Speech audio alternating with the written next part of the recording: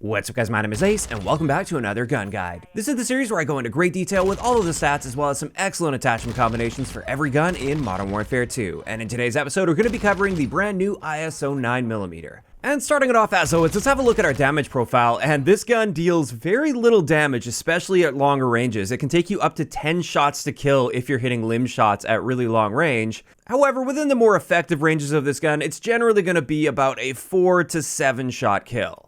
Additionally, headshots are actually quite good on this gun. At any range, mixing one single headshot in with upper torso shots will be cutting down the number of shots to kill, so it's almost always in your best interest to try to land a headshot whenever viable. Then getting into our rate of fire, this is 1,000 rounds per minute, which is insanely fast, a little bit slower than the Fennec though. And what this means is our time to kill potential with a 4-shot kill is 180 milliseconds, which is a very competitive time to kill. And since the fire rate is so high, each additional shot required to kill doesn't really add too much to your time to kill potential, so it is quite a forgiving gun. Additionally, if we can mix that one headshot in up close, we can get a 3-shot kill, which gives us a time to kill potential of 120 milliseconds, which is insanely fast. As for our bullet velocity, this is excellent for an SMG at 540 meters per second. This is very noticeably better than the Fennec 45. And now let's get into our ranges, and as we can see here, we've got pretty standard range drop-off points for an SMG, and our maximum damage range where we have that 4-shot kill potential, this is 9.5 meters. After that, let's have a quick look at Hipfire, and unfortunately, the ISO 9mm has the worst default Hipfire spread out of the SMG category. But in saying that, with its really high fire rate, it's still pretty good at hipfiring. And now let's get into our recoil, and this is an area where this gun is very impressive when you consider the fire rate. This gun kicks upward and a bit to the right in a nice straight line. There's no curve to it that you have to compensate for. It's very consistent.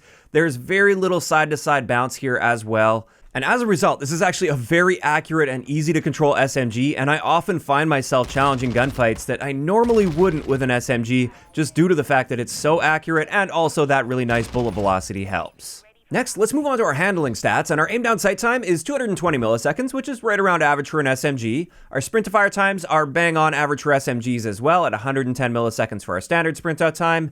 And then let's get into our reload add time, which is pretty impressive. It's just 1.44 seconds. That is quite fast, which is really nice because you will be burning through mags quite quickly. And then finally, for the base stats of this gun, let's have a look at our mobility. And our base movement speed is a bit below average for SMGs, but our sprint speed is above average in this area. And I would say most importantly, our aim walking movement speed is noticeably above average for SMGs. And you can actually make some pretty incredible strafe builds with this. I will be sharing one of those toward the end of the video. But before we do that, let's get into the unique attachments, and we're going to start this off with the barrel attachments and how they impact our ranges. And as we can see here, we have 3 barrels that increase our ranges, the best one being the ISO 45 factory, and then the other 2 barrels will be reducing our ranges, especially that 6-inch axe blade barrel. Then taking a look at how these barrels impact our recoil, the best ones here are obviously the 16-inch XLBS as well as the 6-inch axe blade barrel. But in general, no matter which one of these barrels you use, you're still going to have quite an accurate SMG on your hands, especially considering the fire rate. And then finally, for the barrel attachments, let's have a look at how they impact our aim down sight speed. And while most of them will be harming our aim down sight speed, none of them are completely unreasonable here. I'd say maybe that 16-inch barrel is pushing it a little bit at 320 milliseconds for an SMG, but the rest are still quite viable when it comes to aim down sight speed. But then finally for attachments, I did want to cover the magazine attachments as well and how they impact our aim down sight speed. And you can see here the 20 round mag only gives us a slight improvement to our aim down sight time at about 210 milliseconds, whereas the 50 round drum will slow our aim down sight speed down to around 240 milliseconds. And with that, we can finally move into some excellent attachment combinations for the ISO 9, and the first one I want to share for you guys is quite solid. I actually really like this build. This is my all-around strafe build, and it's designed for more aggressive play. With this, we're using the Lockshot KT85 muzzle. That seems to be the best muzzle for recoil control on this gun. We've got the 7-inch EX Raptor V2 barrel tuned for aim walking speed. We've also got the 1mW quickfire laser, the Demo Fade Tac stock, again tuned for aim walking speed. And I also put the Sharkfin 90 on this for our underbarrel, primarily just because we can tune this for aim walking speed as well. And also, it doesn't harm our aim down sight speed at all. And with this particular build, our aim down sight speed's solid enough at 255 milliseconds, but most importantly, our aim walking movement speed is 4.21 meters per second, which is the fastest aim walking movement speed I've been able to create in this game for a build that's also quite versatile and doesn't sacrifice too much in any particular area. Like, sure, I could put on that 20 round magazine, for instance, and get an even faster aim walking speed, but that destroys the versatility of the gun if you're dealing with multiple enemies. So as far as a balanced strafe build, this is the best one in the entire game, in my opinion now. And that's not even mentioning the fact that our recoil is still very impressive with this particular setup. Sure, we lose a little bit of that control. You can see, especially with those initial shots fired, there are a few more gaps between those shots, but as long as you're not stretching out too far, that's fine.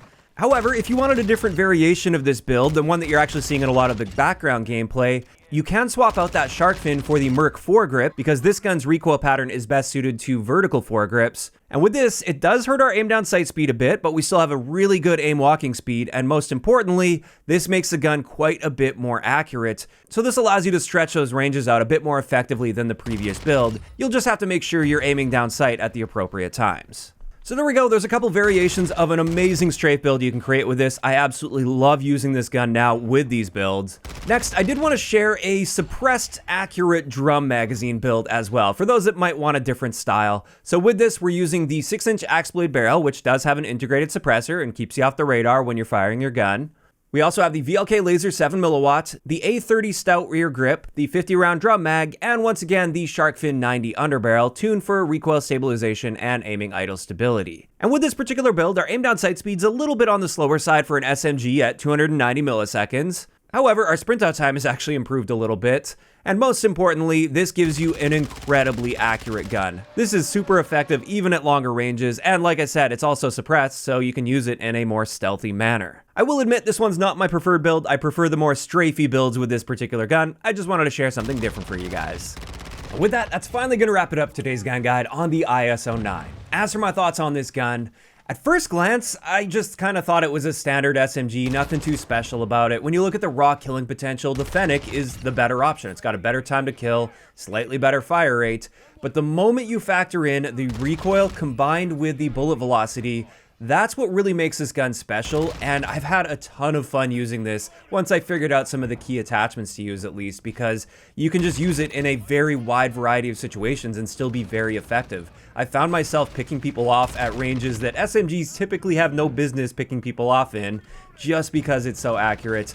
And as a result, I'd say this is actually quite a solid gun if you know how to use it and if you know how to build it. Now, of course, those are just my thoughts on the ISO-9, and I'd love to hear what you guys think about this gun in those comments down below. And also, if you guys have missed any of the previous episodes of Gun Guides, I will leave a link to the playlist down below. I am once again all caught up. If you guys missed the TR-76 Geist, I did cover that already.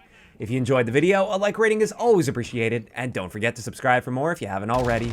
I'll talk to you guys next time.